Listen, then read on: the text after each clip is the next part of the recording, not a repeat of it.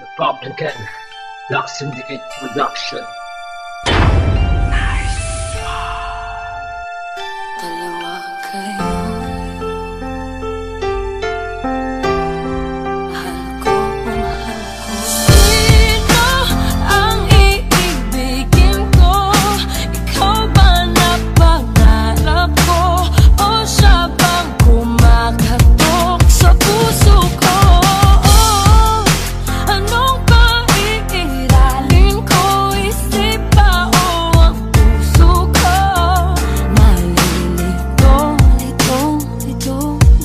Sino ba yung dapat napiliin ko sa dalawa? Yung tao na minamahal ako o yung nag-iisang pangarap ko na makasama sa hirap at ligaya? Ngunit para bang wala na ang ligaya, kasi pagkasama ko siya para bang may kulang na. Hinahanap ko yung paglalambing sa akin ng isa, yung tipo na walang ilang kahit saan magpunta.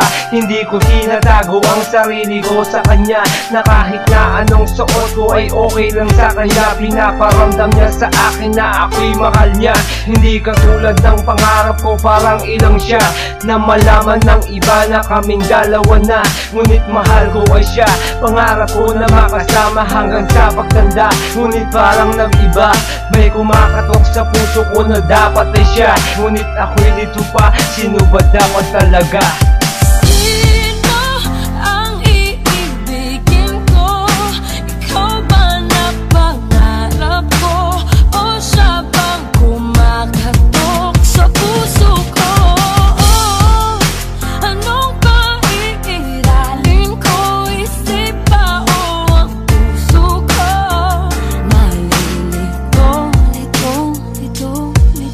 Hirap talaga pag ganito ang sitwasyon, pag ang puso at ang isip mo magkalaban sa ngayon. Ano bang paiiralin ko, ang puso ko ba o ang isip ko na sa ngayon litong-lito na?